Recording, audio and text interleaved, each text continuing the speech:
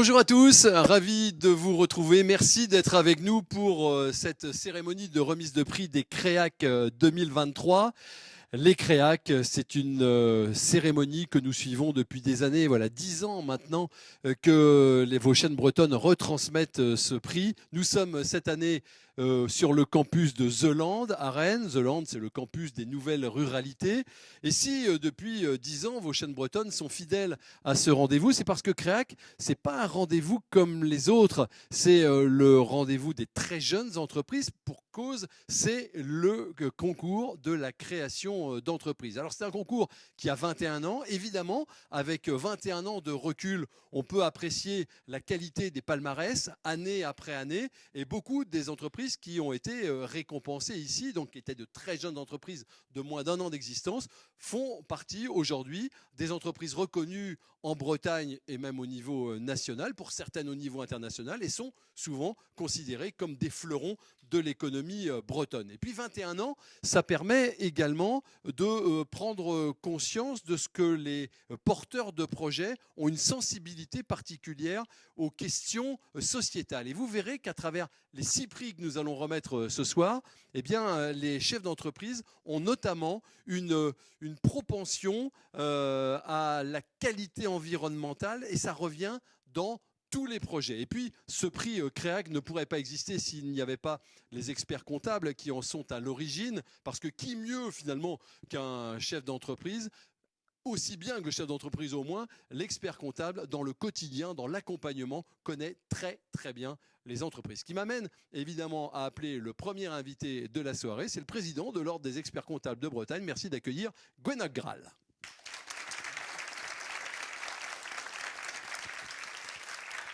Bonsoir. Monsieur le Président, bonsoir. Bonsoir. Je ne l'ai peut-être pas dit dans l'introduction, mais c'est un prix économique. Vous connaissez bien l'économie, vous, les experts comptables. Vous avez un observatoire, vous publiez régulièrement des données. 2023 touche à sa fin. C'est un peu paradoxal ce que nous sommes en train de vivre. Il y a des secteurs qui vont très bien et d'autres qui tirent la langue, c'est ça ? Oui. Alors c'est une lecture à plusieurs niveaux, je dirais. Alors tout d'abord, juste un petit mot sur l'observatoire. C'est un observatoire qui s'appelle Image PME. C'est celui des experts comptables. Pour vous donner une idée, c'est quand même 30 000 entreprises qui sont dans l'échantillon de cet observatoire. Pour la Bretagne seulement, c'est 600 000 pour la France. Donc c'est bien, c'est représentatif et c'est fiable. Alors oui, c'est une lecture à plusieurs niveaux. Si on lit le chiffre sur la croissance du chiffre d'affaires, c'est un très bon chiffre. On est à plus 4,2 au troisième trimestre 2023 par rapport au troisième trimestre 2022. Donc le chiffre est bon. Mais c'est vrai qu'il faut le regarder avec un peu de recul et pas mal de nuances. La première nuance, c'est que ce chiffre-là, il ne tient pas compte de l'inflation. Or, l'inflation, y compris en Bretagne, elle a été de 4,9 sur la même période. Donc vous voyez que effectivement, il faut relativiser ce premier bon chiffre. Et puis l'autre bémol que je mettrais, c'est le fait que les chiffres du troisième trimestre 2023 sont moins bons que les autres trimestres. Donc on sent que ça se tend un petit peu dans certains secteurs notamment. Il y a certains secteurs, la construction, les agences immobilières, c'est dur. Voilà. Bon, pour conclure sur ces chiffres-là, pour moi, l'économie française, et plus particulièrement en Bretagne, elle est très résiliente. On a traversé des crises incroyables, la crise sanitaire, la crise ukrainienne, la crise énergétique, et pourtant les chiffres, ils sont quand même là, ils sont quand même bons. Je vous l'ai pas dit tout à l'heure, on a 11 trimestres de croissance continue et consécutive et continue.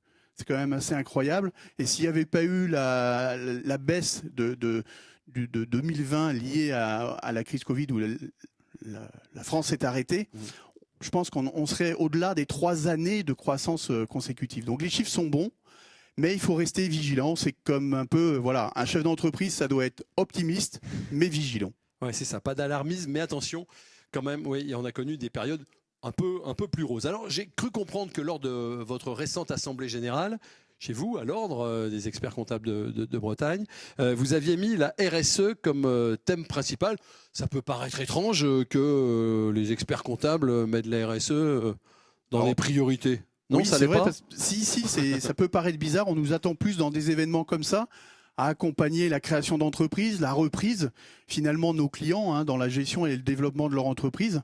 Mais en fait, l'expert comptable, c'est aussi un acteur. On l'a dit dans des slogans au niveau national, acteur de la cité. C'est un acteur de son territoire, l'expert comptable. Et on est là aussi pour accompagner nos clients à la fois dans la transformation digitale, on le fait, on va le faire pour la facture électronique, on est en plein dedans. Et puis là, c'est la transformation finalement sociétale avec la RSE. Et pour moi, la RSE aujourd'hui, personne ne remet en doute le fait que l'économie impacte l'environnement, la société, le climat. C'est une prise de conscience collective. Et en fait, l'Europe, et plus particulièrement, et en France également, puisque la France est plutôt bien placée, l'Europe en a pris conscience. Et il y a une nouvelle directive qui arrive là et qui va être en jeu au 1er janvier 2024 et qui va amener deux éléments importants. La première, c'est l'harmonisation des rapports de durabilité et des indicateurs qui figurent dans ces rapports-là. Ça va être très important parce que ça va permettre une lecture plus simple, plus rapide et plus transparente de ces rapports-là. Si tout le monde parle le même langage, ça sera quand même plus facile. Et le deuxième point, c'est que en fait, le scope des entreprises qui sont concernées va s'élargir. Aujourd'hui, on a environ 10 000 entreprises en Europe qui sont concernées par ce rapport de durabilité. On va passer à 50 000. Donc le seuil qui est aujourd'hui à 500 salariés pour les entreprises concernées, c'est-à-dire les grandes entreprises, il va être abaissé à 250. Et puis après, dans un deuxième temps, c'est les PME non cotées, plus de 10 salariés, plus de 900 000 euros de chiffre d'affaires, donc on voit que c'est quand même des unités plus petites. Et nous, experts comptables, on est persuadés que par capillarité, c'est non seulement les PME cotées, mais aussi non cotées, voire même certaines TPE qui vont être concernées. Très vite, l'ensemble du tissu économique va être concerné et l'expert comptable, il va être lui aussi concerné. Il va falloir qu'il accompagne ses clients dans de nouvelles missions. On voit bien qu'il va y avoir du changement. On est sur le prix Créac, qui est, je l'ai dit, depuis 21 ans maintenant, le prix mené par les experts comptables. Pour que ça soit très transparent avec vous qui nous regardez, avec le public qui est là, on va appeler la présidente du jury pour cette année 2023. Merci d'accueillir Aurélie Derrien. Restez là, Gwenog. Oh bah oui, restez. Bonjour Bonsoir. Aurélie. Bonsoir. Alors c'est important d'être transparent, de savoir comment ça fonctionne. D'abord, comment est-ce que les dossiers arrivent jusqu'au jury? Est-ce que ce sont les experts comptables qui les remontent? Est-ce que ce sont les entreprises elles-mêmes qui candidatent? Ça se passe comment? Tout simplement, ça peut être plusieurs façons. Les candidats peuvent être un dépôt volontaire directement sur la plateforme. Donc il y a un site internet où on peut venir simplement déposer son dossier. Les experts comptables, effectivement, qui sont prescripteurs du concours et qui viennent conseiller leurs clients et les inciter à candidater. Et enfin, les prescripteurs qui sont aussi nos partenaires, qui viennent aussi informer leurs clients que le concours existe et les invitent à candidater, évidemment. Des partenaires qu'on rencontrera tout au long de cette émission, de cette soirée. Vous avez analysé combien de dossiers cette année? Cette année, 70 dossiers. On est sur un étiage d'année en année, on est à peu près sur le même nombre de dossiers. Le concours se porte bien, on est sur les mêmes tendances, donc très bien. Qu'est-ce qu'ils gagnent les lauréats? Qu'est-ce qu'ils gagnent? Plein de choses.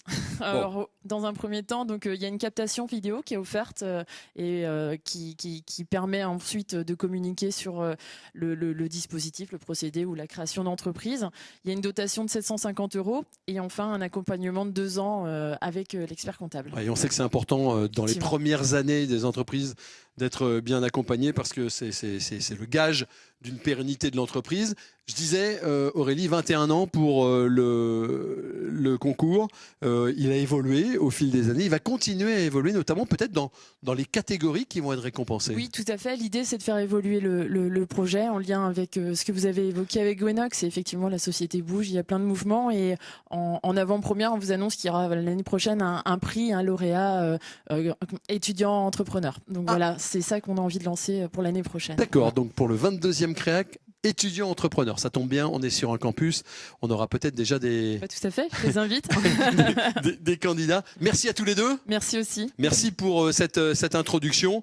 Et si vous le voulez bien, nous allons entrer de plein pied dans la cérémonie de remise de prix.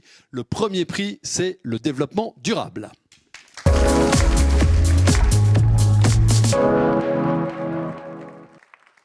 Et pour remettre ce prix, j'appelle Emmanuelle Nave de Groupama. Elle est là. Emmanuelle, merci de venir nous rejoindre. Bonsoir. Bonsoir.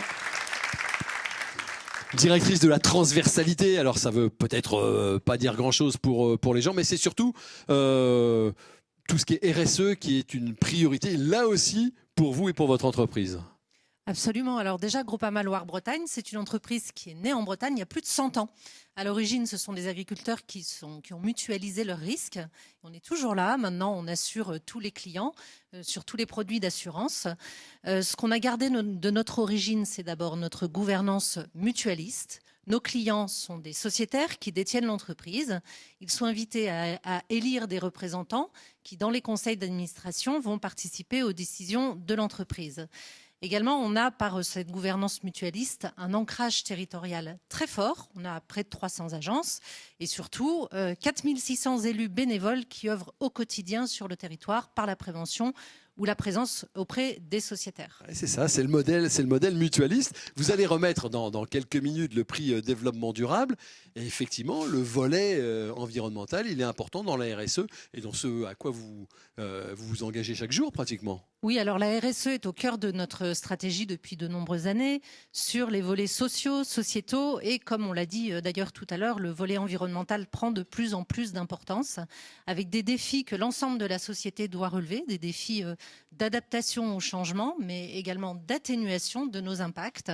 Et moi, ma conviction, c'est que deux leviers importants pour ces transitions à mener tous ensemble, c'est l'innovation avec les entrepreneurs et aussi la coopération territoriale. Ouais, et vous allez voir que pour la coopération territoriale, il y a aussi peut-être un clin d'œil avec celui ou celle qui va être récompensé maintenant. Nous allons découvrir en images grâce au reportage de Simon Barraud, qui est le lauréat 2023 dans la catégorie développement durable. Regardez.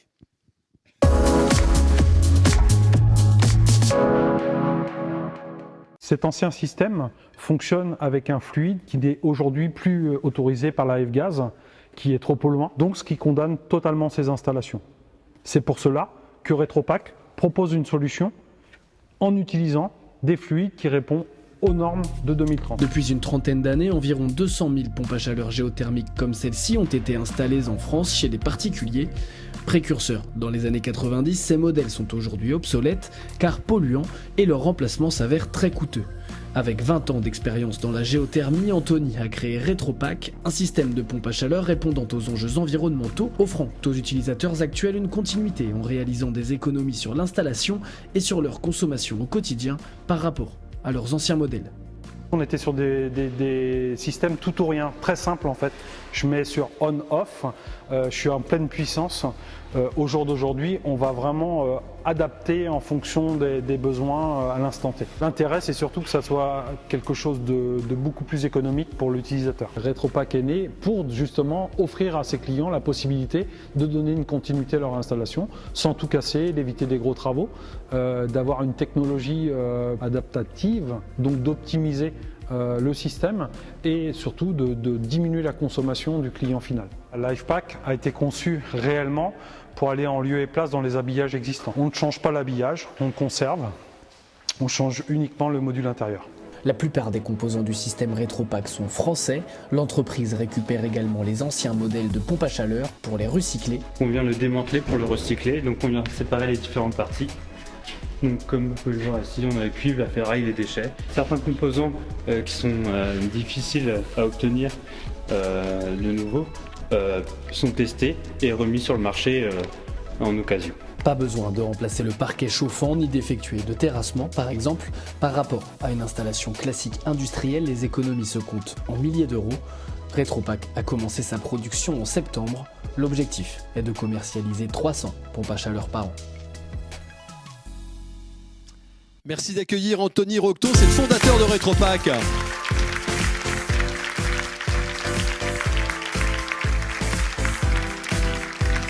D'abord, vous avez le droit à un prix, voilà, que vous pouvez montrer devant la caméra. Regardez comme c'est beau. Voilà, le Créac.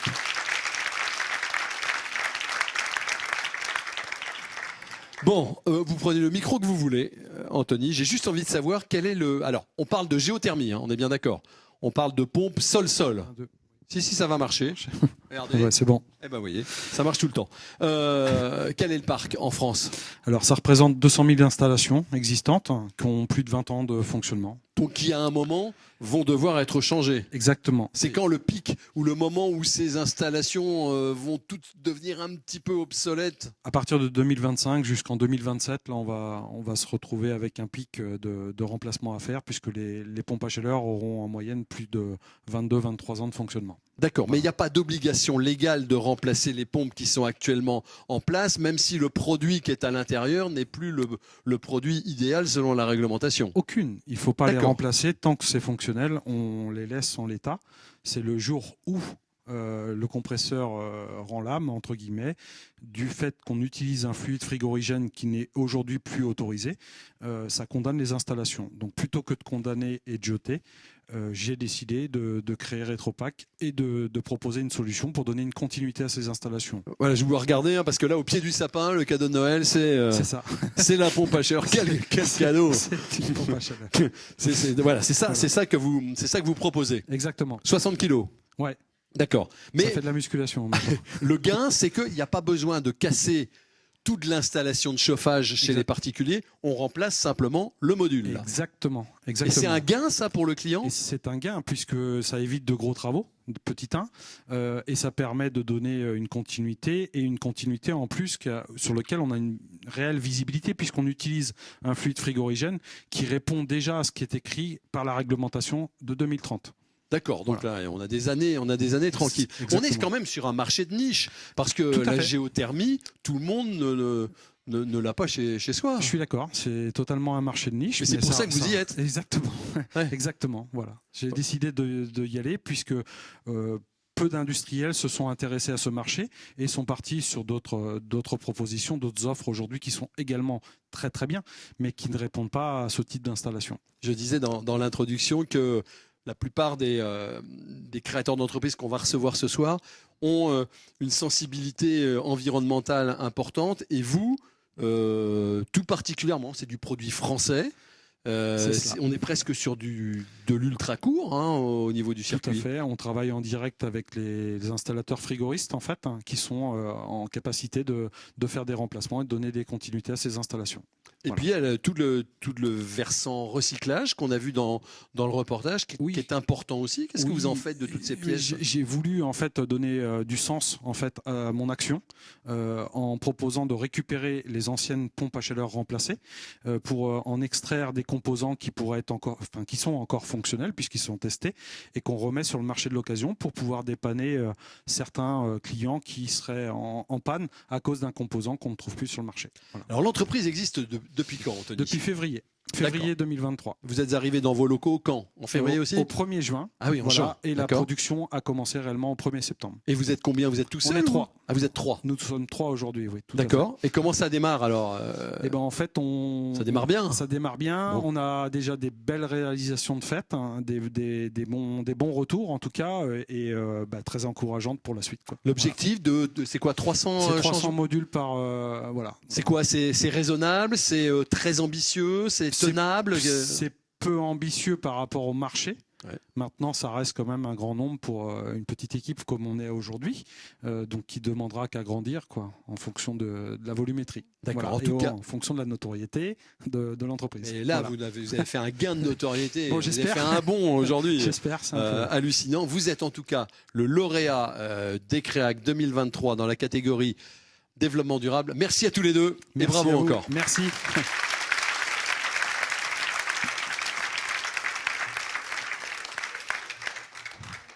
Allez, on enchaîne. Deuxième prix que nous récompensons, le prix de la dynamique locale.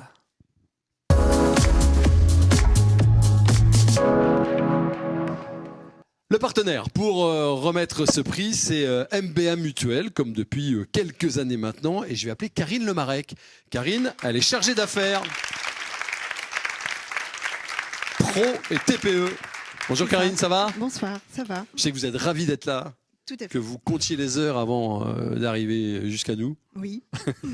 Comment se porte MBA Mutuel? Eh ben, la mutuelle va bien. Oui. Oui. Bon. Toujours implantée dans le Grand Ouest, avec le siège à Rennes depuis 3 ans.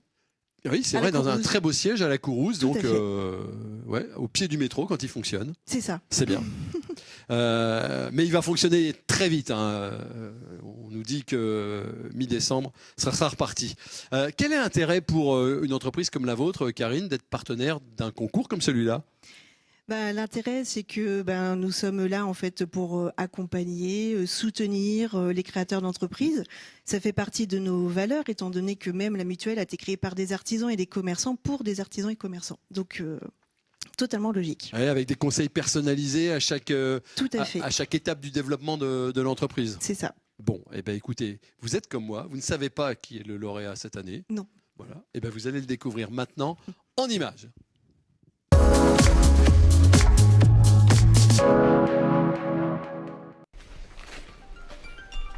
Au fond de son jardin, au pied des arbres de la forêt de Pimpon, Vincent Bechtel peaufine ses maquettes. C'est la structure châtenay. Elle est fabriquée avec du bois de châtaignier. Donc ce sont des chutes de châtaignier qu'on réutilise. Et on va l'exposer, cette maquette assemblée à l'échelle 1/4. Des structures en bois, végétalisées, dans le but d'embellir, mais surtout de rafraîchir nos centres-villes. Rennes à 50 degrés, c'est pour dans pas longtemps. Qu'est-ce qu'on fait? Est-ce qu'on peut planter des arbres partout? Pas nécessairement. Et donc d'où l'idée qui a germé l'année dernière de créer des structures en bois qui ont objectif d'être végétalisées pour créer des îlots de fraîcheur un peu partout en ville. Des îlots de fraîcheur 100% bois, sans clous, sans colle ni plastique, équilibrés et maintenus par un procédé technique peu commun en architecture, la réciprocité. Une structure réciproque, c'est une structure avec un maillage de barres, le plus souvent en bois, dont chaque barre repose sur la suivante autant qu'elle est soutenue par la précédente. D'où la réciprocité et d'où le nom synalagma qui vient d'un contrat synalagmatique qui est un contrat réciproque. La fabrication et l'usinage des différentes pièces de bois sont réalisés par des menuisiers bretons, comme ici à Château-Giron. C'est un peu un Lego géant et le principe, c'est effectivement de trouver les bons angles et le bon emplacement pour chacune des barres. Parce que chaque barre tient sur la suivante au même titre qu'elle soutient la précédente.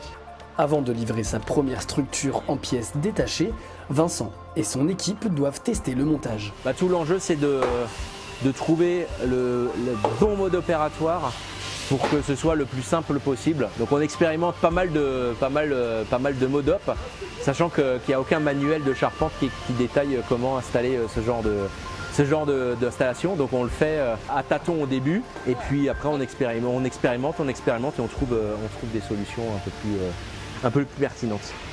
Donc là on arrive au deuxième niveau de réciprocité. Hop, merci Fred. Le truc magique, c'est que ça doit arriver là au-dessus. Donc il faut savoir laquelle c'est la 5 et laquelle c'est la 6. On utilise beaucoup le nombre d'or un peu partout dans la structure. Après les maths, la théorie et un peu d'huile de coude, la structure tient debout. Elle pèse plus de 400 kg, elle sera ensuite démontée et envoyée dans les Alpes. L'objectif de Synalagma est d'en produire à terme jusqu'à 2 par jour et d'équiper les municipalités, les écoles ou les jardins de toute l'Europe. C'est notre lauréat 2023, Vincent Bechtel. Synalagma. Bravo Vincent. Alors, Simon qui a réalisé le reportage m'a dit, tu vas voir, c'est un geek du bois. Le type, c'est un geek du bois. On peut dire ça? Ça existe. Vous avez un parcours très étrange et très complet, Vincent. Est-ce qu'on peut le rappeler? Alors, moi, je suis alsacien. J'ai découvert la région Bretagne en suivant mon épouse il y a 17 ans maintenant. Si bien que notre famille nous appelle les Bretons et qu'ici, on nous appelle encore les Alsaciens. On est tombé amoureux de cette région et j'ai eu une opportunité professionnelle de créer mon entreprise et de donner du sens. On peut chacun faire sa part à titre personnel et créer une entreprise qui a vocation à végétaliser les villes, adapter les personnes et les environnements aux îlots de chaleur. Pour moi, ça faisait du sens. Vous êtes polytechnicien? Personne n'est parfait. Non mais voilà, vous avez fait pont et chaussée. Voilà. Et puis quand vous vous êtes mis à vouloir faire du bois, vous êtes devenu compagnon du devoir. J'ai toqué à la porte des compagnons du devoir de Rennes qui n'avaient jamais vu ce type de structure, puisque c'est assez confidentiel dans le monde académique. Il y a quelques universités dans le monde qui étudient ce sujet-là. La réciprocité. De manière assez sporadique. Et d'ailleurs, j'ai découvert ce projet-là, en tout cas ces structures-là, en lisant une thèse de doctorat, donc on a chacun ses lectures. Et quand j'ai amené cette thèse aux compagnons du devoir, ils m'ont dit, chiche, on va te suivre. Et donc depuis cet été, je suis diplômé du CAP de charpente de bois, qui est en fait mon premier diplôme de vrai métier. Voilà. En quoi la réciprocité, c'est mieux? En quoi c'est plus frugal pour la planète? Alors la réciprocité, ces structures réciproques ont plusieurs avantages. Donc l'état de la recherche aujourd'hui sur ces structures-là met en évidence une utilisation des ressources en bois d'environ 30% en moins que les structures traditionnelles. Donc ça, c'est un premier avantage, puisqu'il y a une pression sur la ressource. Le deuxième avantage, c'est que pour nos clients qui sont en fait des paysagistes un peu partout en France, on voit une structure qui a été installée au pied du Mont Blanc. Il y en a d'autres en région parisienne, d'autres à venir dans le sud de la France, notamment, et en Bretagne, j'espère bientôt. On a des structures qui sont assez simples à monter. On met quelques heures à monter. En fait, c'est un sorte de Lego, pour faire simple, sans clous, sans vis, sans colle, et des structures sans produits chimiques et sans traitement. Que du bois. Et puis, vous me disiez tout à l'heure, en préparant cette émission, que vous avez un client qui voulait avoir au-dessus de la tête quelque chose qui ressemblait à du De Vinci. Oui, alors effectivement, on a Léonard de Vinci qui a rédigé un feuillet. Alors c'est le feuillet 899 au verso du Codex Atlantico, vous pouvez le retrouver. Donc c'est un peu 500 ans. On lit ça aussi tous les soirs, nous aussi, vous savez bien. Tout à fait, j'espère bien. J'espère bien d'ailleurs. Et c'est en exhumant un de ces feuillets que j'ai découvert des maillages bien particuliers, que ce soit des maillages hexagonaux, triangulaires, pentagonaux, et en fait on travaille sur ces maillages que désormais on modélise par du design paramétrique, donc c'est vraiment du codage informatique, parce que malheureusement ces structures-là on peut pas les dessiner à la main aussi facilement que ça. Ouais. En même temps, elles sont faites pour durer. Enfin, vous me dites, elles vont durer très très longtemps. L'apocalypse peut arriver, qu'elles seront encore là. Même après. Alors, on utilise le bois de châtaignier parce que c'est une ressource qui est naturellement durable. C'est une ressource locale. Et aujourd'hui, selon les différents guides du bois de châtaignier, en l'occurrence, on est sur des durées de vie minimum de 50 ans, voire plus de 100 ans en fonction des expositions. Donc l'idée, c'est vraiment de travailler sur le long terme et de travailler sur des solutions complètement écologiques qui font que les enfants de mes enfants, ou de mes enfants, de mes enfants, de mes enfants, le jour où ils démonteront les structures, ces structures ne soient pas considérées comme un déchet. Vous avez combien de modèles de structures d'ombrières? On peut presque appeler ça une ombrière. C'est ça. On a aujourd'hui développé 7 modèles qui se déclinent en différentes dimensions. Et aujourd'hui, dans notre pipe de projets, on a à peu près la moitié des projets qui sont des projets 100% sur mesure, qui sont hors catalogue. Ouais, alors là, on voit bien que ça a très bien démarré. Vous revenez de Lyon, enfin vous allez même y retourner, où vous êtes sur un des plus grands salons européens de la jardinerie et peut-être pas de la jardinerie, mais du paysage. Du paysage. Effectivement, donc on est exposant. Alors ça marche très bien. Les gens se précipitent sur votre stand. Non mais en fait c'est vrai. Mais oui, non mais c'est vrai. Donc là on fait l'aller-retour de Lyon. J'y retourne donc demain matin.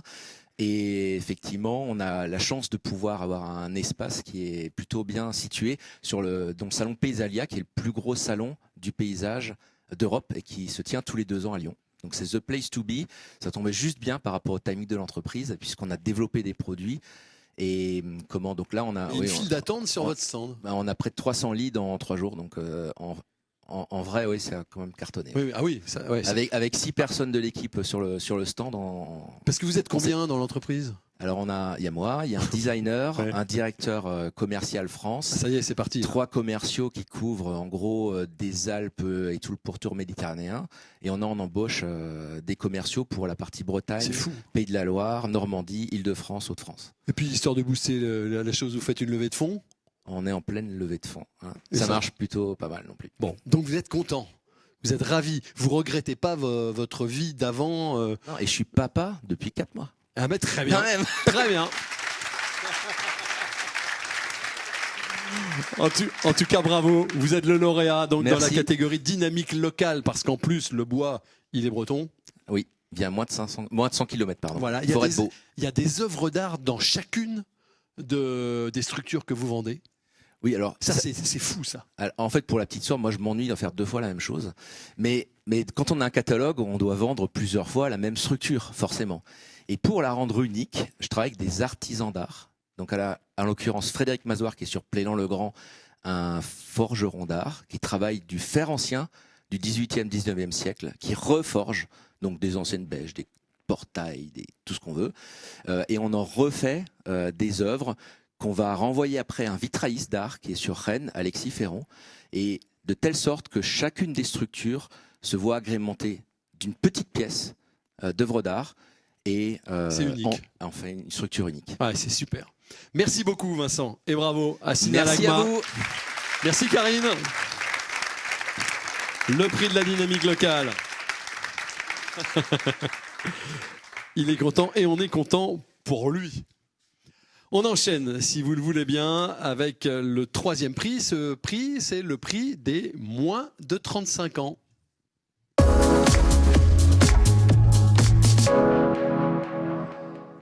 Aesio Mutuel est partenaire de ce prix. Je vais accueillir Pierre-Alain Pro, c'est le responsable régional d'animation commerciale. Monsieur Pirot, c'est à vous.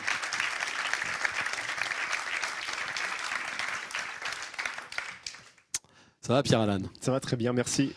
Tout le monde ne connaît pas Aesio Mutuel et pour cause, c'est quand même une marque qui est jeune. Alors vous allez remettre le prix des moins de 35 ans, mais c'est une marque jeune aussi. Oui, c'est une jeune mutuelle. La marque a été créée en 2021. Nous appartenons au groupe AEMA Group, donc avec Massif, Abeille Assurance. Aesio Mutuel, donc c'est 260 agences, c'est 45 000 entreprises et 2,7 millions de personnes protégées, avec une volonté justement d'être partenaire du concours CREAC grâce à l'aide de l'Ordre des experts comptables, et vraiment de pouvoir accompagner les entreprises en local, les entreprises bretonnes sur toutes les grandes villes principales, en région, et d'être au quotidien avec ces entreprises. Donc j'ai eu le plaisir de recroiser aujourd'hui, puisqu'on les suit sur les réseaux. Et donc, c'est vraiment un plaisir de remettre ce prix ce soir. Oui, parce que marque jeune et puis partenaire jeune aussi, c'est votre 2e participation en tant que partenaire au CREAC. Exactement, 2e participation. On est très heureux de pouvoir la continuer avec cette 2e participation et de pouvoir vraiment s'inscrire dans la durée et d'accompagner vraiment ces entreprises bretonnes au quotidien tout au long de l'année. Le prix, c'est moins de 35 ans. Vous allez voir, le ou la lauréate a vraiment moins de 35 ans. «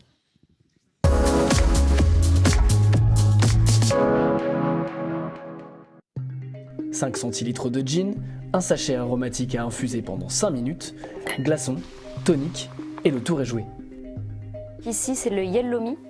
Donc, c'est un assemblage de gingembre, curcuma, zeste de citron et zeste d'orange. Ici, c'est Choco Velvet.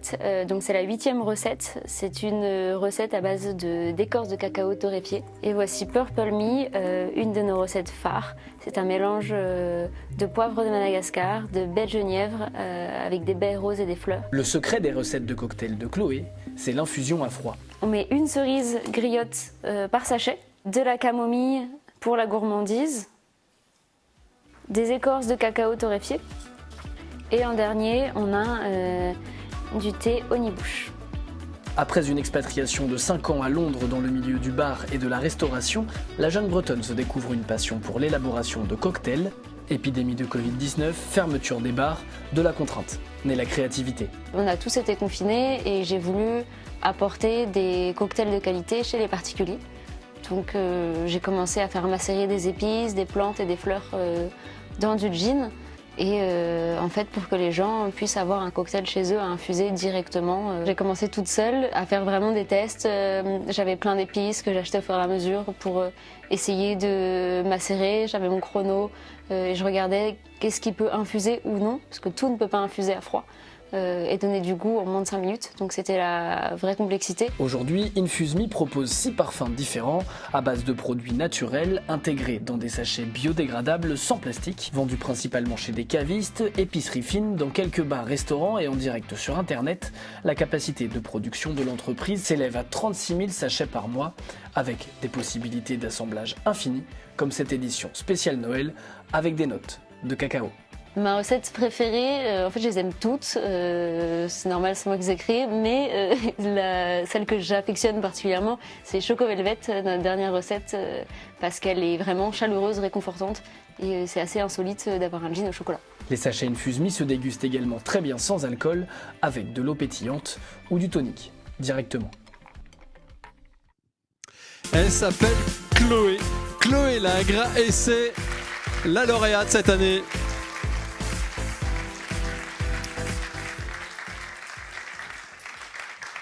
Le diplôme, le chèque qui va avec. Bon, vous n'avez pas l'expert comptable qui va avec, mais il viendra très vite. Ça va, Chloé? Super bien. Bon, eh ben on est très heureux de vous accueillir. Je parlais tout à l'heure du parcours de Vincent qui vous a précédé ici. Vous aussi, vous avez un parcours un peu dans le monde entier et toujours dans le cocktail, c'est ça? Oui, tout à fait. Dès que j'ai eu 18 ans, je suis partie en Australie. J'avais pas de diplôme, donc je suis arrivée dans le milieu de la restauration. J'ai travaillé en cuisine, j'ai appris l'anglais. Et ensuite, je suis partie à Londres me former dans le monde du cocktail. Et c'est quoi cette appétence pour le cocktail? Ça vient d'où? Ça vient de la restauration, de la convivialité, la recherche des saveurs. J'ai aussi fait un passage au lycée hôtelier à Dinard. Ouais. Et voilà, j'avais envie de continuer, de créer. Et avant de créer, quel était votre cocktail préféré quand vous deviez quand vous êtes dans un bar et que vous en prenez un, c'est quoi? J'aime beaucoup les cocktails création, c'est-à-dire un peu fait sur mesure pour moi, sur des bases un petit peu citronnées, acidulées. D'accord. Voilà. Donc là, vous lancez Infuse-Me, l'infusion à froid. Est-ce que vous êtes toute seule sur ce marché ou est-ce qu'il y a de la concurrence? Alors, quand j'ai créé Infuse-Me, je pensais qu'on était les seuls à le faire. Mais bien sûr, en regardant sur Internet, ça existe déjà. Mais ça existe pas de la même manière. C'est totalement industriel. C'est pas 100% naturel et ça donne pas de couleur. Et il n'y a pas de garniture. Parce que nous, on a une garniture, c'est un fruit déshydraté qui vient avec chacun de nos sachets pour accompagner le cocktail. D'accord, donc vous faites très attention à ce que vous mettez dans chacun des sachets. Les produits sont... Oui, c'est hyper important. Déjà, le sachet, c'est de la fibre de maïs, donc c'est biodégradable. Et ensuite, tous les produits sont 100% naturels et donnent une couleur qui est naturelle aussi, je tiens à le préciser, parce que c'est coloré, on a du violet, on a du vert. Oui, mais c'est naturel. Il n'y a pas de colorant. Et Pierre-Alain, qui est un fanat des réseaux sociaux, vous suit sur Instagram parce que vous communiquez beaucoup sur Insta. Oui, effectivement. Oui, alors c'est pour ça, c'était un plaisir ce soir de pouvoir remettre le prix à Infuse-Me. Donc je vous invite à aller suivre sur Instagram. Ouais. C'est des très belles publications. Et je confirme, là, on a essayé vos produits, on les a goûtés pour notre repas de Noël. Très bon, tout le monde a adoré. Vous avez déjà fait le repas de Noël? Mais on l'a fait ce midi, pour tout vous dire. L'équipe est là, on est au complet. Voilà, concours créac, Infuse-Me. C'est bien, Aesio, c'est la fête tous les jours. Mais oui, et c'est pour ça qu'on les suit. Alors, vous devez voir beaucoup de Aesio mutuels sur les publications. Mais vraiment, c'est aussi ça notre travail, de pouvoir vous accompagner. Bravo encore. L'infusion à froid, Chloé, ça se fait uniquement avec du gin et de la vodka ou est-ce qu'on peut mettre d'autres alcools?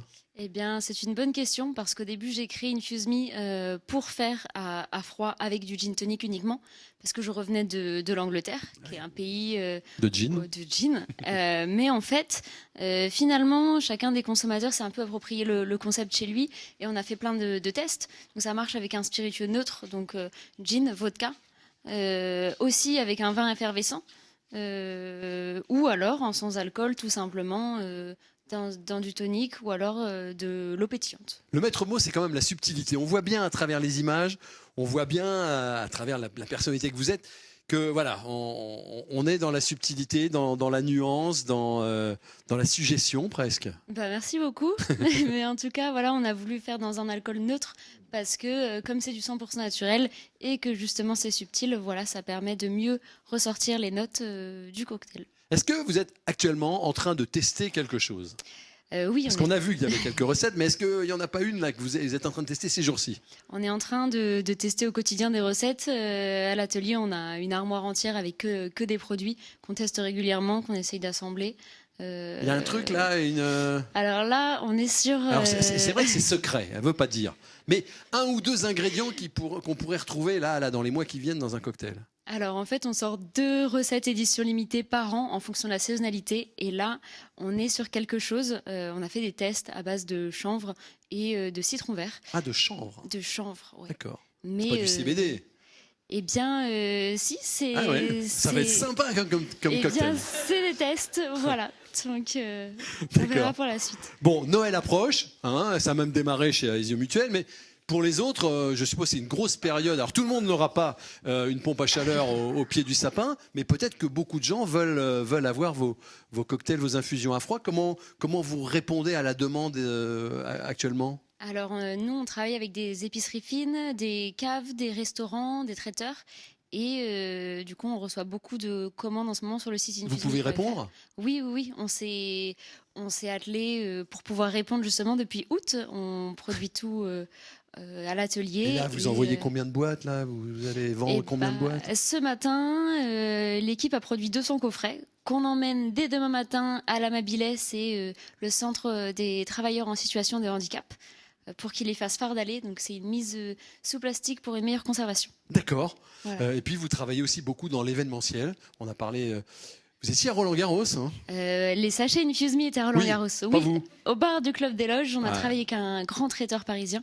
C'est super. Mais j'y étais pas tous les jours personnellement. Ouais, bon. Mais les prochains mois s'annoncent comment ? Vous avez une visibilité à moyen, voire à long terme pour votre entreprise, Chloé ? Alors oui, là on réfléchit à sortir des nouveaux produits, à agrandir l'équipe, notamment pour la partie commerciale.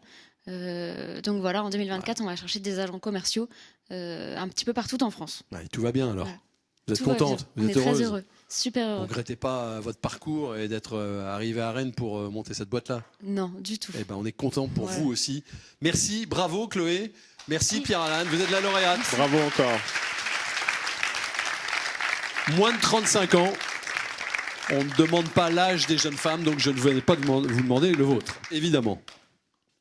Un prix un peu particulier maintenant, un prix un peu atypique, un prix qui est proposé par un ancien lauréat qui a voulu, parce qu'il a grossi, devenir partenaire. C'est le prix Gweneg.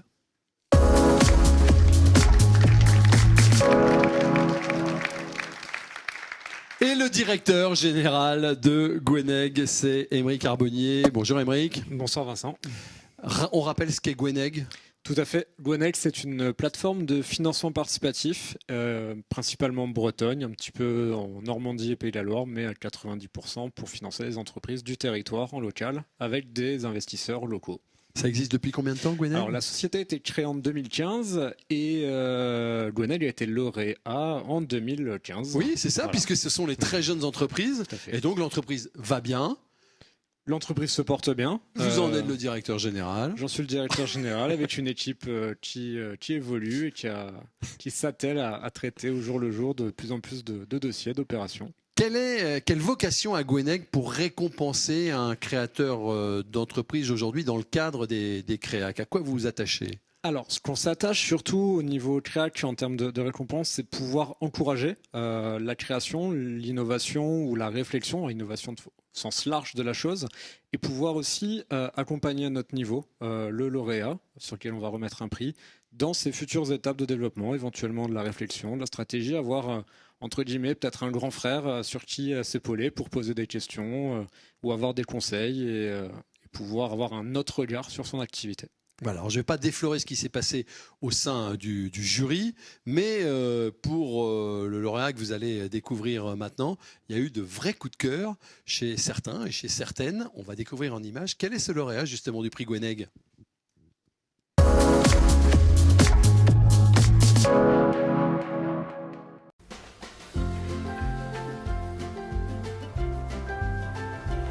Donc là, c'est toute la collection de la Fabrique à sourire. Donc c'est de la papeterie à planter. Le principe, c'est que dans le papier, il y a des petites graines qu'on voit ici. Donc lorsqu'on met la carte dans la terre avec du terreau, de l'eau, le papier se dégrade et les graines germent. Et donc on peut obtenir des fleurs, des fruits, des légumes, des herbes aromatiques. Des cartes, des marque-pages et même des calendriers biodégradables à planter directement dans la terre. Toutes ces idées ont germé dans l'esprit de Fans il y a quelques années.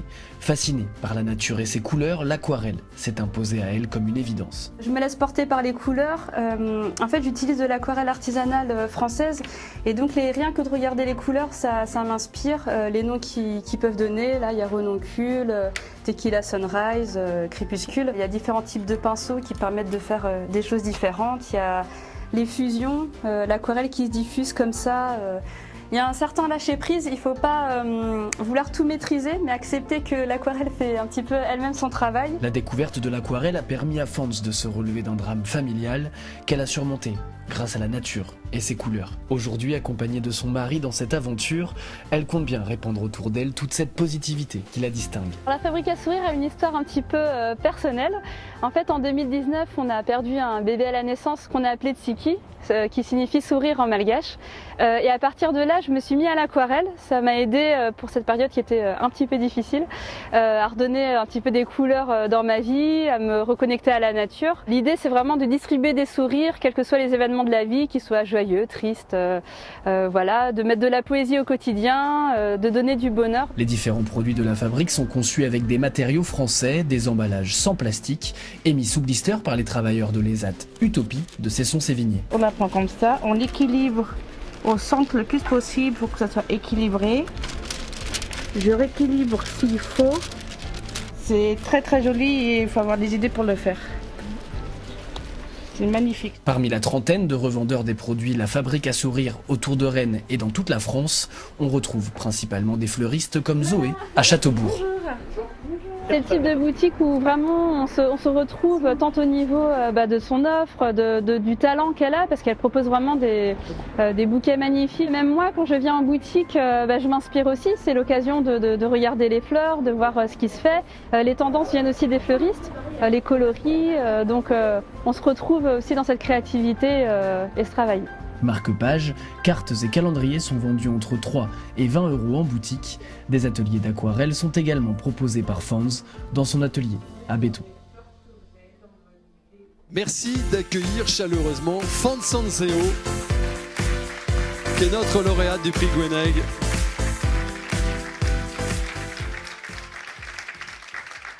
Bravo, vous êtes venu avec quelques-uns des produits que vous proposez, Fans.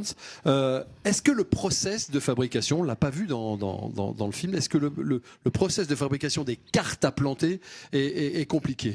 Alors oui, c'est un vrai métier. Donc on travaille avec un partenaire français qui se charge de la création de la pâte à papier à partir de papier recyclé. Il intègre les graines à l'intérieur et ensuite moi je fais mes aquarelles. Toutes les aquarelles sont originales. Je les scanne, je passe par un graphiste et c'est lui qui s'occupe de la reproduction. Est-ce qu'on sait quand on achète un de vos produits quelles sont les graines à l'intérieur, ou est-ce qu'on se retrouve, je vais encore en parler, avec du cannabis au lieu de tulipe par exemple? Alors oui, il y a un petit sticker sur chaque carte. Donc le sticker est aussi à base de résidus agricoles, il est compostable. Je vais le montrer à la caméra, voilà. Là. Par exemple, là on a des graines de fleurs sauvages, on peut avoir des coquelicots, des fraises, voilà, différents types de graines et de végétaux pour son intérieur, qu'on soit en maison ou en appartement. D'accord, donc on reçoit la carte, on a eu un petit mot, bon voilà, et après on la met simplement dans la terre et ça fonctionne. C'est ça, on met un petit peu de terreau, on met la carte, on remet un peu de terreau, 2 cm environ, on arrose bien les premières semaines et puis après le papier se dégrade, ça germe et on obtient ce qu'on veut. Donc, et même le blister est biodégradable. Il y a toute une démarche éco-responsable autour du produit. Le produit est éco-conçu, donc du matériel français jusqu'à s'imprimer en France. Les enveloppes sont françaises. Le blister est à base d'amidon de maïs, donc compostable. Quelle est la gamme que vous proposez? Il y a des cartes, mais pas que. Oui, alors il y a toute une collection de cartes pour toute l'année, de la naissance, voilà, en passant par les anniversaires, pour Noël. Donc là, vous avez la carte de Noël, par exemple, le sapin féerique, à mettre sous le sapin. Voilà. La carte de nouvelle année, le mimosa lumineux. Il y a d'autres cartes, par exemple, là pour les mamans. Et il y a aussi le calendrier à planter, donc une idée de cadeau. Voilà, si vous n'avez pas terminé vos cadeaux, c'est le moment. Attention, ouais, faut faire la pub maintenant.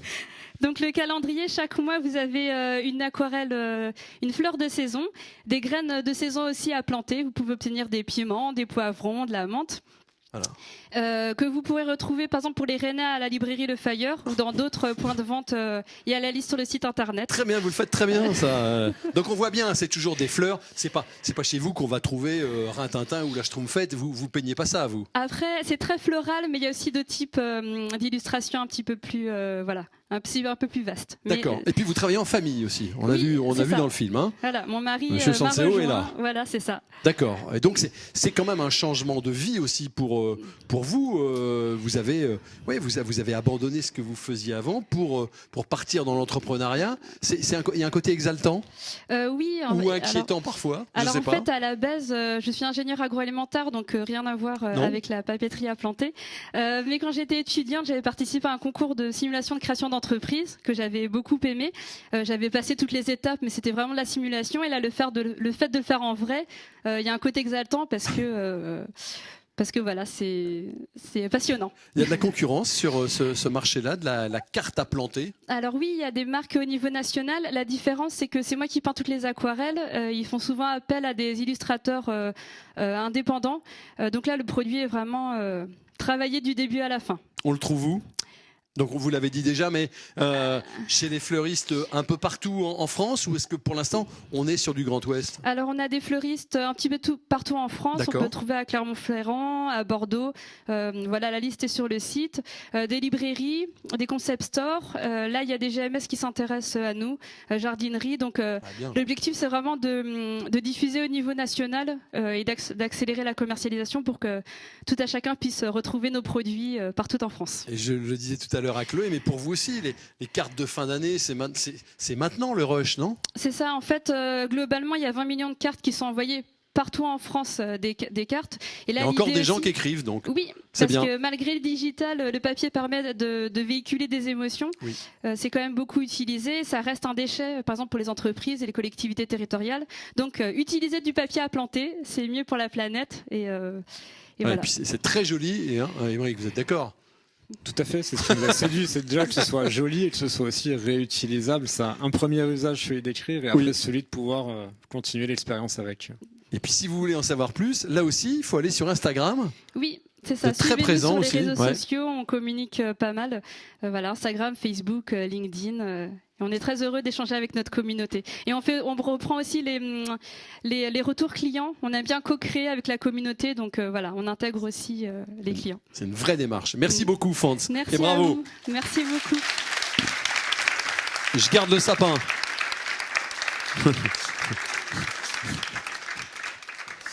Allez, il nous reste encore 2 prix pour ces Créac 2023 et celui que nous allons récompenser maintenant, c'est celui de la deuxième vie professionnelle.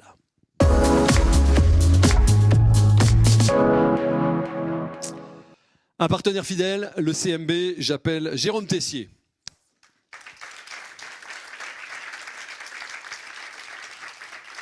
Jérôme, responsable de développement professionnel. Je parle d'une fidélité, c'est vrai, parce que j'ai le plaisir d'animer cette cérémonie depuis plusieurs années maintenant, et j'ai toujours l'impression d'avoir vu le CMB comme partenaire. Je crois que effectivement, c'est une fidélité au long cours. On en est ravis, on en est fiers. Ça fait déjà pas mal d'années qu'on accompagne les experts comptables bretons. Maintenant, pour une banque bretonne, c'est tout à fait logique. Et on avait des cheveux tous les deux à la première édition. Je suis pas sûr pour vous, Vincent. Vous sortez d'un salon, me dit-on, où vous avez rencontré d'anciens lauréats. Ah oui, il y avait un autre salon aujourd'hui sur Rennes, et c'est vrai qu'il y avait une cinquantaine de stands tenus par des professionnels, et il y en avait un certain nombre qui étaient passés sur les bancs de Créac, et puis ceux qui n'avaient pas été nommés Créac, ils avaient aussi participé au concours Créac, donc c'était toujours une fierté de les revoir 3, 4, 5 ans après. Ouais, c'est ça. On a aujourd'hui du recul pour dire que sur la qualité des palmarès, on retrouve des entreprises au long cours. Et vous avez raison de le souligner, Jérôme. On va découvrir maintenant en images qui est le lauréat dans cette catégorie du deuxième vie professionnelle. Vous allez voir un produit tout à fait étonnant.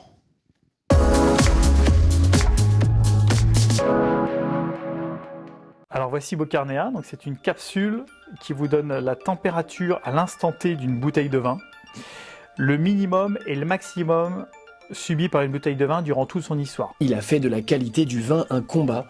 Après 10 ans de recherche et développement, la capsule Bocarnea va enfin voir le jour et s'apposer sur les piqûres de bouteilles des grands crus. La capsule vient s'intégrer comme ceci dans la piqûre de la bouteille. Une capsule, une histoire, une bouteille. Voilà, c'est scellé, collé à la bouteille pour toute sa vie. Et après, on jette le dispositif tel quel au conteneur à verre c'est terminé. Pour réaliser cette capsule recyclable sans aucun système électronique, empruntant les codes de l'horlogerie, Teguen a dû déposer au moins 3 brevets. Température à l'instant T pour mieux consommer, parce on boit les vins blancs beaucoup trop froids et les vins rouges trop chauds. Le maximum ici subi par la bouteille de vin durant toute son histoire. Le minimum. On a donc l'exemple d'une capsule fraîchement armée et qui n'a pas subi de choc de température, donc les aiguilles sont à l'horizontale. Et voici par exemple un autre exemple avec une capsule qui aurait subi des dégâts de température. Les 2 aiguilles sont en bougé, on le voit ici, donc ici cette bouteille aurait subi plus de 45 degrés de température. Et de l'autre côté, pareil, moins 20 degrés. En parallèle, le Morbihanais est à la tête de Pur Jus, une cave en ligne de vin naturel. Vous pouvez le constater, on est dans un entrepôt qui est parfaitement isolé, climatisé. Et donc effectivement, je suis très sensible au respect du produit qui est à la base fragile. Sommelier de formation, il ne supportait plus le gaspillage de vin lié au choc de température lors des transports. Je trouve qu'on transporte le vin n'importe comment, il n'y a pas de respect du produit. On transporte aujourd'hui des yaourts à la perfection, des steaks hachés jusqu'au Moyen-Orient sans problème. Et dès qu'il manque un dixième de degré sur un conteneur de ces steaks hachés, on détruit tout. Donc aujourd'hui, des grands crus qui restent en plein soleil dans des conteneurs parce qu'il manque un document de douane. Aujourd'hui, on ne détruit pas ces belles bouteilles. On n'a encore pas vu d'image de bulldozer en train de détruire ces palettes de Mouton Rothschild ou de la Tour. Ces bouteilles repartent en circulation et donc sont en boucle. Ces bouteilles-là font 3 fois le tour du monde aujourd'hui avant d'être consommées. Après une médaille d'or au célèbre concours Lépine en 2023, la capsule devrait être commercialisée chez les vignerons au printemps prochain. Il s'appelle Teguen Naveos, c'est le lauréat de Bocarnea. Fallait pas.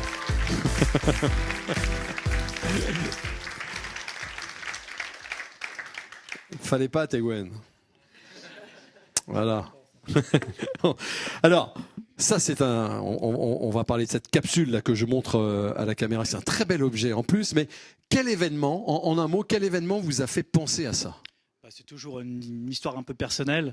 On a dû revendre des bouteilles de notre fille, des bouteilles de naissance de notre fille. La personne qui est venue chez nous récupérer ses bouteilles, les a mis dans son coffre. Et les bouteilles sont restées 3/4 d'heure en plein soleil. Et donc, je discutais avec cette personne. Mais c'était pas du gros rouge qui tache des bidochons, non, c'était du bon c'était vin, les Châteaux Margaux. Et ouais. donc, ça m'a un petit peu travaillé. Pendant 2 mois, l'été 2013, j'ai dessiné. Et puis une première enveloppe solo, une deuxième enveloppe solo. Et puis après, c'est la spirale de l'INPI. Voilà. Et donc, après, on en est 11 ans après, au 3e brevet et au résultat. Et alors, d'où vient le nom Bocarnea ? Alors Bocarnea, en 2015, quand j'ai commencé à vouloir déposer un nom pour cette société qui devait s'appeler Éléphant, Éléphant, la bouteille à mémoire, donc la mémoire d'éléphant. Ces éléphants étaient réservés par Carlsberg, donc je me suis pris Carlsberg dans la figure et donc j'ai dû trouver un autre nom. Bocarnea, c'est un arbre qu'on trouve un petit peu souvent dans les bureaux ici en Europe et qui est un arbre d'Amérique centrale, qui est un arbre avec un pied d'éléphant. Et l'autre nom de cet arbre, c'est l'arbre bouteille. Donc bouteille, éléphant. La boucle était bouclée pour cette histoire. Alors on voit que c'est une idée qui a germé il y a longtemps, puis c'est un travail au long cours. Il y a des années de R&D c'est quoi la technologie d'ailleurs ? Alors, c'est la technologie d'un bilam. Donc, c'est une technologie qui a 250 ans, qui est vraiment qui est pérenne, qui existe, qui fonctionne très très bien. Après, il y a quand même beaucoup d'autres choses dans le brevet. Enfin, tout à l'heure, on a évoqué Léonard de Vinci. C'est marrant, ce petit clin d'œil, parce que moi, j'ai passé beaucoup de temps sur les dessins de Léonard de Vinci pour dessiner également l'aiguille qui a double indication, qui a duré plus de 6 mois de recherche, donc qui indique les Fahrenheit et les degrés Celsius en même temps, qui font partie du brevet. D'accord. Donc, bel objet, je le disais. Alors, on le met. Alors, vous appelez ça la piqûre de la bouteille. Moi, je disais le cul de bouteille, mais c'est vulgaire, non ? Ben oui, mais c'est le nom commun. C'est la piqûre. Donc, elle est là, hein, voilà. Elle est là. Et il y a une capsule par bouteille. Voilà, c'est une capsule, une bouteille, une capsule, une histoire. Donc, on vient sceller cette capsule au moment de la mise en bouteille au domaine. Et après, donc, on vient raconter l'histoire le jour 1 de cette bouteille de vin jusqu'au consommateur final. Voilà, ça dure tout le temps. Et après, on jette le tout au conteneur à verre, tel quel. Ah oui, on peut jeter aussi. Voilà, c'est 7 pièces de plastique biosourcées, 2 pièces pétales. Donc aujourd'hui, on balance très très bien dans les conteneurs à verre nos bouteilles, nos bocaux de cornichons où il y a le couvercle, notre bouteille de vinaigrette Amora avec ce monstrueux bouchon de vinaigrette en plastique. Donc le plastique et le métal sont 2 éléments qui sont récupérés aujourd'hui dans les conteneurs à verre. J'entendais ce que vous disiez dans le reportage, c'est quand même invraisemblable que pour des produits de luxe, des grands crus, des produits qui ont été travaillés avec amour par les vignerons, c'est quand même invraisemblable qu'ils soient à ce point maltraités lorsqu'ils vont dans le monde entier, quoi. Bah oui, aujourd'hui on se moque un peu du transport du vin.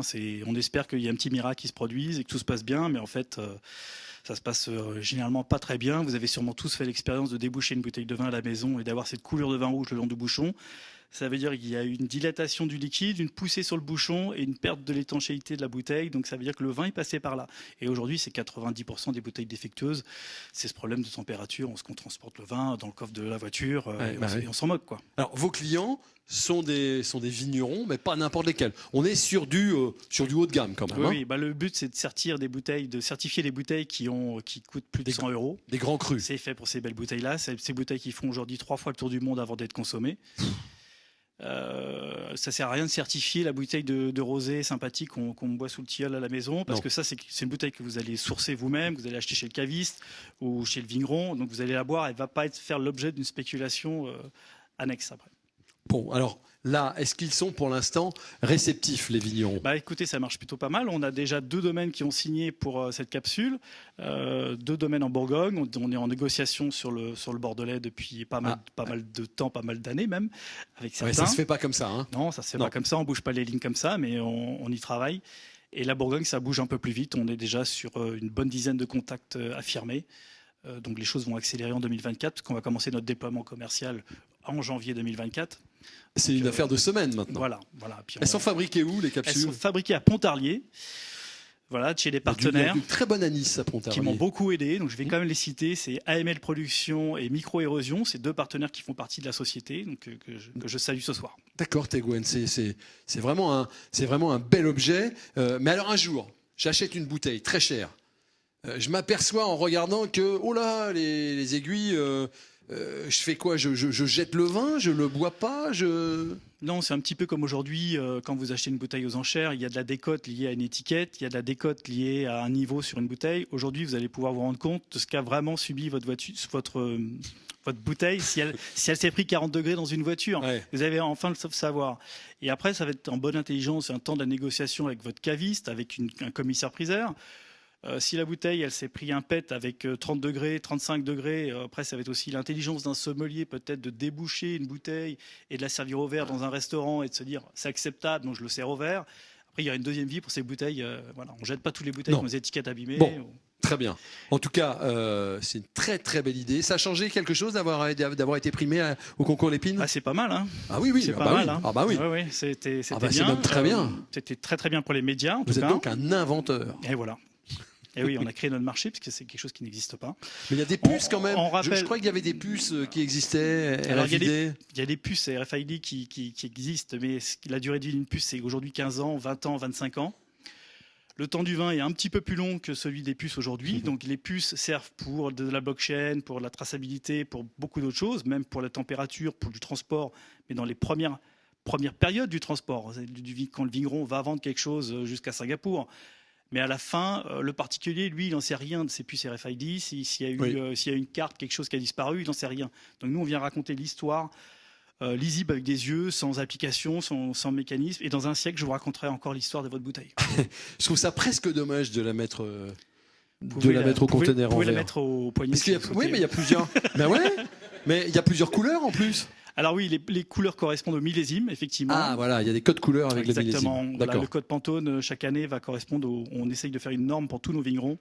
Et chacun devra respecter cette norme pour que dans le monde, tout ça soit compris. Toute dernière question, comment sont les perspectives pour 2024, le début Les perspectives sont folles, mais comme pour toutes les entreprises, on a tous plein d'espoir. On a un marché, on vise d'ici 5 ans 50 millions de capsules par an. Donc on a commencé la production à Pontarlier. Donc c'est même, ça rend la bouteille plus jolie presque. Ah oui, il se passait rien dans le cul de la bouteille jusque-là. C'est vrai. C'était moche, il se passait rien. Non, c'est vrai. On peut le dire comme ça. Puis il y a plein d'autres fonctions. On vient également lutter contre la contrefaçon. On vient complexifier la bouteille. On vient également lutter contre le vol par la piqûre. Beaucoup de bouteilles sont vidangées par la piqûre. Donc des Romanée Conti, des choses comme ça. Les gens viennent viennent siphonner avec des petits matériels de dentiste. Hop, vidanger la bouteille. On remplit d'une grosse daubasse pour être poli. Et on vend ça aux enchères derrière. D'accord. Et c'est un gros fléau pour les domaines qui constatent ces petites traces de pâte de verre. On va être très méfiant désormais. On vérifiera bien que dans la piqûre, il y a votre capsule. Merci Teguen. Merci à vous. Merci beaucoup Jérôme. Bravo. Médaillé l'épine. Ah bon, vous repartez avec? Ah bon, d'accord. Bon. Le dernier prix que nous allons remettre ce soir dans cette édition 2023 des Créac, c'est le prix de l'innovation.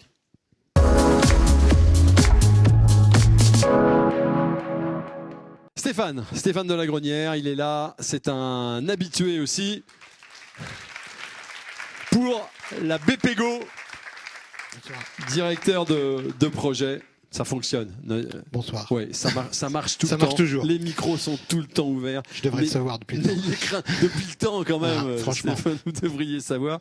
Ça tombe bien que vous veniez remettre ce prix d'innovation parce que chez vous, chez BPGO, il y a une filière qui est dédiée à l'innovation. Oui, tout à fait. On est très heureux d'accompagner ce prix de l'innovation. L'innovation, c'est une bouffée d'oxygène. Comme pour moi, tous les ans, quand je viens remettre un prix ici au prix Créac, on sort d'un quotidien qui est parfois un peu morose et on voit des gens qui sont fabuleux, des idées multiples. Ça accompagne un quotidien, ça l'améliore et l'innovation, en somme, c'est améliorer le quotidien de tout le monde. Donc on a une filière qui s'appelle Nextinov qui vise à accompagner tous ces projets innovants. Accompagner, ça peut être financé, ça peut être retardé, ça peut être refusé, mais c'est accompagner, c'est vraiment soutenir et accompagner la création. Accompagner, c'est le prix Créac. Avec un ancrage régional pour la banque, qui est aussi l'ancrage régional du prix. Hein. Oui, parce que tout ne vient pas de la capitale et de Paris. On a des pépites, hein, on a des belles petites entreprises qui deviendront des grosses entreprises, des gros employeurs et qui sont nés dans nos régions, dans nos territoires. Donc je suis sûr que les gens qui nous regardent ont déjà retenu quelques noms et se disent on regardera ça d'ici 4, 5, 10 ans et on en entendra certainement parler. C'est du quotidien. Ouais. C'est pas des trucs délirants quoi. C'est de quoi chauffer ou rafraîchir la maison, de quoi apprécier un bon vin. Il faut avoir le budget, mais voilà, c'est prendre de bons cocktails, c'est du quotidien. Ouais, c'est pas fini, vous allez voir. Ouais. Là, ce qui va arriver risque d'intéresser vos enfants, vos petits-enfants. Le prix de l'innovation, maintenant, on le découvre en images.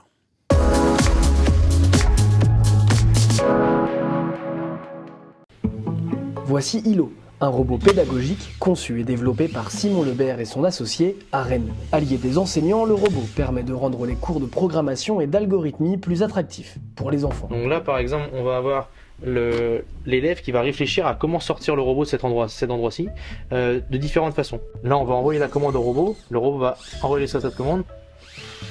Là, on apprend par l'erreur qu'en fait, la rotation que j'ai demandé, elle est bien sur la droite et non sur la gauche. Et l'idée, c'est pas de bloquer l'utilisateur, c'est d'amener à l'erreur pour que l'élève se dise d'accord, je me suis trompé, je réagis. On demande au robot d'avancer de 1,5, il va avancer de 1,5 fois sa longueur. Mais on peut aussi lui demander, par exemple, 0,5. Donc on va faire par exemple 1 moins 0,5.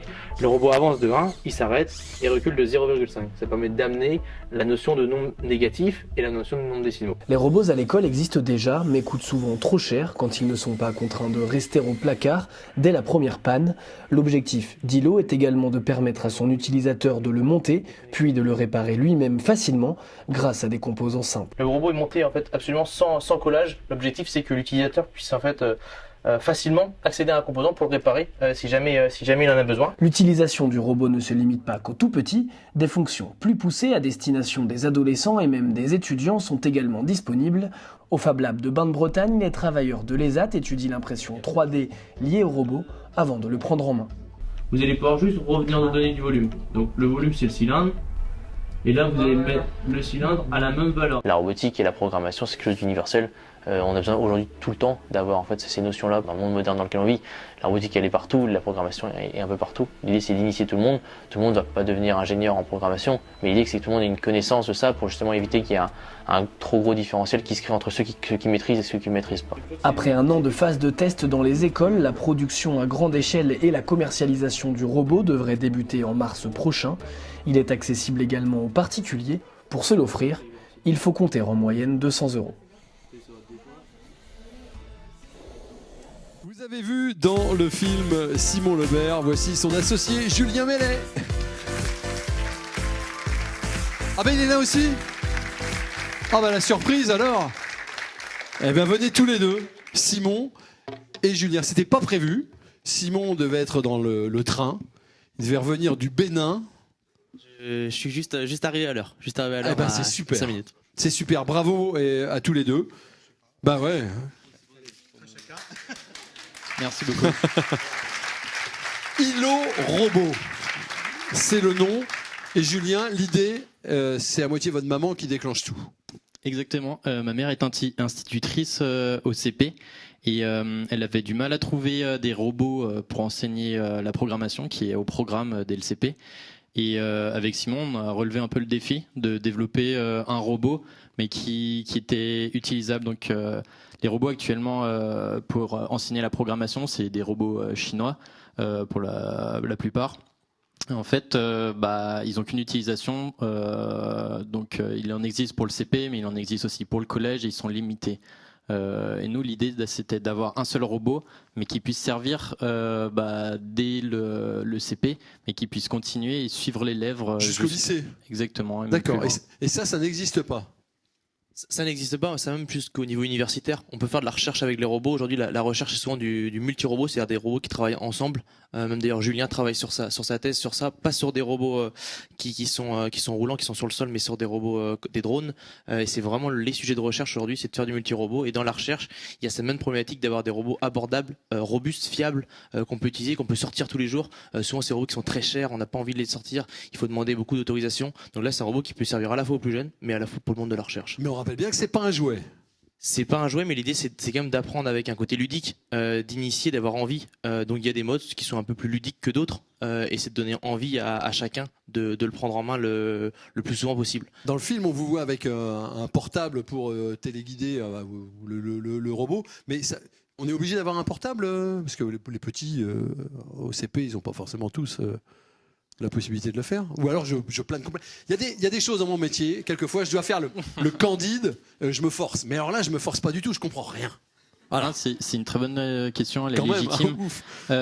Donc nous, ce qu'on propose, c'est différents modes de programmation pour le robot, fonction du niveau et fonction des élèves aussi, de ce qu'ils ont envie de faire. Nous, à la jeunesse du projet, ce qu'on a voulu proposer, c'est de la programmation sans écran. Parce qu'il n'y a pas besoin d'un ordinateur en fait pour avoir les notions de programmation. Et l'idée, c'est ici de pouvoir pousser les élèves à comme Simon le montrait dans le reportage, de pousser le robot à pouvoir sortir d'un labyrinthe, et ce en proposant une suite d'instructions sur une feuille de papier. Et là, en l'occurrence, donc l'institutrice ou l'instituteur pourrait utiliser le téléphone, prendre en photo cette feuille-là pour pouvoir laisser le robot après se déplacer et suivre ces instructions-là. D'accord. Donc vous êtes thésard, Julien. Hein, c'est exact. Et vous, Simon, vous faites ça, c'est votre métier maintenant, ou est-ce que vous avez mis votre carrière entre parenthèses ou vous continuez J'ai une thèse en cours qu'on a commencé avec Julien ensemble en Chine. On a fait des études très similaires et on est parti en Chine en double diplôme d'ingénieur avec l'école d'ingé qui c'était l'INSA ici en France. D'accord. On a poursuivi ensemble sur une thèse. Puis après moi je suis parti, enfin c'était compliqué parce que c'était en Chine et c'était la période du Covid. Ah oui. Moi je suis parti sur l'Italie comme Julien, donc Julien pour sa thèse et moi pour en tant qu'ingénieur de recherche. Et puis après avec le sujet ça nous a pris un peu plus à cœur et on a voulu justement développer une structure, une entreprise. Et moi je suis mis à plein temps dessus avec Julien qui est en support technique vraiment avec nous, mais on est aujourd'hui très content d'avoir Julien, surtout parce que j'étais au Bénin et c'est bien, on est vraiment une équipe, on est vraiment deux sur le projet. Au Bénin d'ailleurs. Sur le Bénin avec le robot. Ouais, vraiment pour le robot, je suis resté là-bas 17 jours. C'était l'objectif, c'était justement de proposer la programmation et la robotique pour tous, même au Bénin. C'est des pays qui en ont besoin tout autant que nous et qui ont des projets d'infrastructures numériques importants. Et le robot rentre parfaitement dans ce cadre-là. Là, c'est la boîte en fait de fabrication. C'est les robots qui seront fabriqué au Bénin, c'est-à-dire qu'il y a vraiment tout ce qu'il faut pour fabriquer le robot. Comme disait Julien, la jeunesse du projet, c'était vraiment de faire un produit pour les enseignants. Puis après, on a réfléchi de comment on le conçoit. Une fois qu'on met un produit en place, on se dit quel produit on amène sur le marché. Forcément, si on met un produit sur le marché, il a un impact négatif d'un point de vue environnemental, c'est obligatoire. Tous les produits l'ont. Par contre, on peut mettre un produit sur le marché qui sort d'autres produits qui ont des impacts environnementaux plus forts, donc le nôtre quelque part est mieux. Mais il faut comprendre, il faut accepter que environnementalement parlant, ça sera forcément un impact qui est négatif. Du coup, on a essayé de travailler sur qu'est-ce qu'on peut faire pour optimiser, pour diminuer cet impact-là. Et une des choses, c'est surtout c'est de le faire fabriquer au plus proche de l'utilisateur. Je vais montrer le robot quand même, parce qu'il était un petit peu caché là. Voilà. Et le robot que vous avez dans les mains, oui, vous pouvez toucher la coque plastique, ça c'est de l'impression 3D. Et ce robot-là a été fabriqué en fait au Bénin et monté par les élèves là-bas au Bénin. Et en fait, c'est avec le Bénin n'est pas doté d'industrie de plastiturgie, donc ils peuvent pas faire de l'injection plastique comme la boîte que vous avez ici ou comme tout ce que vous avez en fait en termes de plastique ici en France, mais ils peuvent faire cette partie-là. Et du coup, il y a cette côté création qui intéresse fortement le gouvernement béninois et sur lequel on déploie en fait le robot sur début de l'année prochaine. Alors l'entreprise iLeRobot, elle en est où? Là, vous êtes en incubation, en incubateur? Du coup, l'entreprise iLeRobot, c'est un produit. L'entreprise, c'est Intuition Robotique et Technologie. Pardon. On a poursuivi. iLeRobot, c'est lui. iLeRobot, c'est lui. iLeRobot, c'est le produit. Ouais. D'accord. La boîte, c'est plus compliqué. Mais comment va l'entreprise, quand même? L'entreprise a été créée en mai 2023. Donc l'entreprise est jeune, bien que le projet soit plus antérieur, mais on a eu pour souhait de créer forcément l'entreprise un petit peu, on va dire, au dernier moment. Il n'y a pas une notion d'obligation de la créer plus tôt. Et aujourd'hui, l'entreprise va bien. On a recruté 2 personnes qui sont avec nous. Donc une personne sur la partie marketing, une personne sur la partie développement pour l'application mobile, pour le site web. On a pour souhait aussi de prendre quelqu'un d'autre par la suite sur une partie technique. Il y a une question vraiment de créer des accessoires sur le robot qui est important. Ah oui. Donc c'est quelque chose. On a la chance d'avoir des partenaires. Faut le rendre un peu plus sexy. On peut. Merci merci pour le commentaire. Il y a une partie. Je sais pas si on l'a. Il y a une partie. On a eu la remarque. En fait, il y a des yeux sur le robot. La partie. Il y a des yeux. Oui, mais pas sur cette partie-là. Vu que là c'est en impression 3D. Forcément, on peut pas le faire. L'idée, c'est justement d'avoir un produit aussi minimum. Le but, effectivement, c'est pas que ça soit sexy, c'est que ça soit utile. Mais pour le vendre, il faut qu'il y ait cet aspect esthétique. Et sur le produit final, donc en France, donc on va dire peut-être plus pour l'Occident qui est doté d'industrie de plastiturgie, il y aura des yeux plus comme sur une forme cartoon. Si vous retrouvez sur le site web, vous retrouverez cette forme-là. Et vous êtes en contact avec l'éducation nationale, par exemple, parce que c'est le client principal, a priori. Oui, j'ai réussi à mettre le robot dans les mains du ministre de l'Éducation nationale au dernier salon de l'étudiant. Ouais, vous êtes un peu des merdards quand même. On essaye. Et alors, qu'est-ce qu'il dit? Après, forcément, il le trouve bien, il trouve l'idée intéressante. Après, il n'est pas seul décideur et c'est aussi la différence par rapport à des systèmes éducatifs comme le Bénin ou la France. Au Bénin, si vous touchez la bonne personne, vous pouvez l'implémenter en moins de 6 mois dans les écoles. En France, c'est plus long. Il y a une démarche. L'éducation annuelle, c'est une grosse machine. Oui. Mais on réussira certainement à implanter plus rapidement au Bénin qu'en France. Mais on a pour souhait, bien sûr, de réussir aussi en France à mettre dans les écoles. On est certain que vous réussirez. Merci Simon, merci Julien. Merci. Merci Stéphane. Bravo. Je vous le laisse. Je ne vais pas. C'est le prix de l'innovation. Et c'était le dernier prix que nous remettions ce soir. Retenez bien les noms des entreprises, c'est très divers, mais c'est ce que veut le palmarès aussi des créacs. Je vais rappeler le président Gwenog Graal, le président de l'Ordre des experts comptables. Pour une conclusion rapide, Gwenog, j'ai juste envie de savoir comment vous avez vécu cette soirée. Qu'est-ce que ça vous a inspiré? Qu'est-ce que vous avez trouvé C'est toujours aussi passionnant parce que les projets sont tellement inspirants. Les personnes les dirigeants de ces sociétés-là sont inspirantes. C'est des parcours à chaque fois formidables. Enfin voilà, c'est passionnant, mais je suis pas étonné parce que c'est un peu notre quotidien finalement. On travaille avec des dirigeants d'entreprises qui sont tout aussi passionnants et c'est ce qui rend notre métier aussi passionnant d'ailleurs. Ouais, et ça, on aura certainement. On entendra parler des boîtes que vous avez découvertes ici ce soir. Hein. Oui, on en est à la 21e édition. Alors on dit que c'est la majorité, hein. Enfin, en tout cas pour l'ancienne génération. Oui. Mais je me souviens de celle de l'année dernière, la 20e, où on a eu l'occasion de retrouver des anciennes entreprises qui avaient été récompensées. Elles étaient encore là des années après. Donc ça montre bien que ce prix Créac est important. Ouais, et il y aura une 22e édition et on sera là. Évidemment. Et on découvrira d'autres pépites. Merci beaucoup Gwenok Graal. Merci à vous de nous avoir suivis. J'espère que vous avez passé un bon moment, que vous avez découvert des choses comme nous en avons découvertes. On sera fidèles au rendez-vous. On vous donne rendez-vous l'année prochaine sur vos chaînes bretonnes pour l'édition 2024 des Créac. Ciao, à bientôt.